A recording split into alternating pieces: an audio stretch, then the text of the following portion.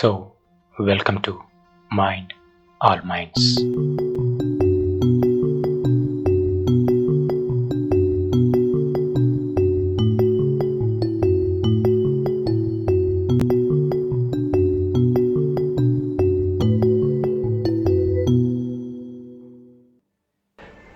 So మరి stress ఎలా తగ్గించుకోవాలి అనే దానికి కొన్ని రకాల మెడికేషన్స్ ఉండొచ్చు. అవేంటంటే మన మైండ్ని కొంత రిలాక్స్ చేయడానికో, లేకుంటే రిలాక్స్ కంటే కూడా మన మైండ్ని అవి ఒక ఒక ట్రాన్స్ మోడ్లో తీసుకొని అవి కొంత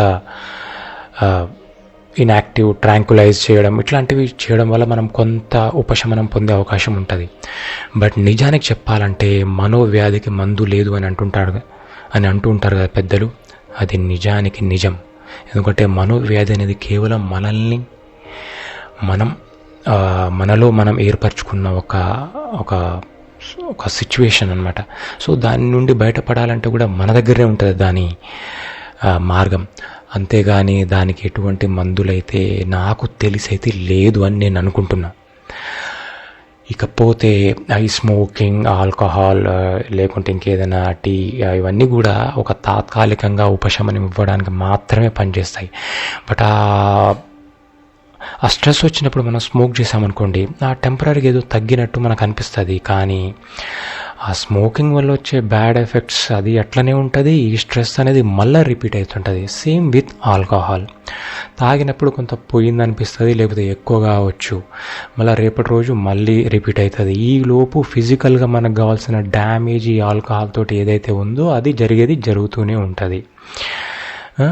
అదే పనిగా టీ కానీ కాఫీ కానీ మన స్థాయికి మించి తాగడం కూడా హెల్త్కి ఏమవుతుందో అది చేస్తూనే ఉంటుంది. సో ఇవన్నీ చేసే క్రమంలో మన ఫ్యామిలీతోటి కూడా మన రిలేషన్ అనేది పోతూ ఉంటుంది. ఎందుకంటే ఇప్పుడు స్మోక్ చేసామనుకోండి, మన పక్క వాళ్ళకి నచ్చదు, మన ఫ్యామిలీ వాళ్ళకి కూడా నచ్చకపోవచ్చు.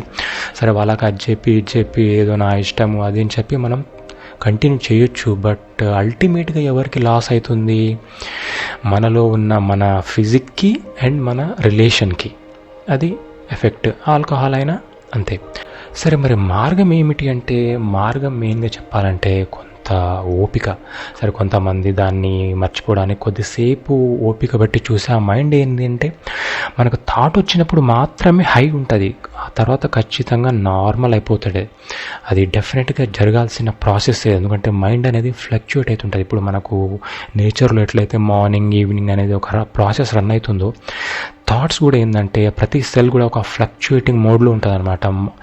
వచ్చినప్పుడు మాత్రమే అది హైలో ఉండి ఆ థాట్ ఆ తర్వాత మెల్లగా తగ్గిపోతుంటుంది. అంతవరకు మనం ఓపిక పట్టాలి. ఈ గ్యాప్లన్నీ పోయి ఒక సిగరెట్ కొట్టేసాం అనుకో, అంటే మనం సిగరెట్ తాగి దాని మీద డైవర్ట్ అయినాం కాబట్టి ఆ మైండ్ అనేది కొద్దిగా కూల్ అయినట్టు అనిపిస్తుంది. అటు సిగరెట్ ఇటు ఇది రెండు ప్రాబ్లమ్సే.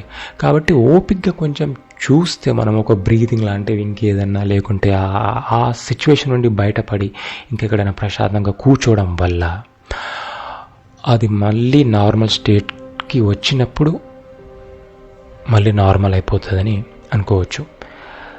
లేదు నాకు అట్లా కావట్లేదు, నేను ఇంతే, నాకు దానివల్లనే నాకు రిలీఫ్ వస్తుంది అనుకుంటే అది టెంపరీ అని ఏదో ఒక రోజు తెలుస్తుంది.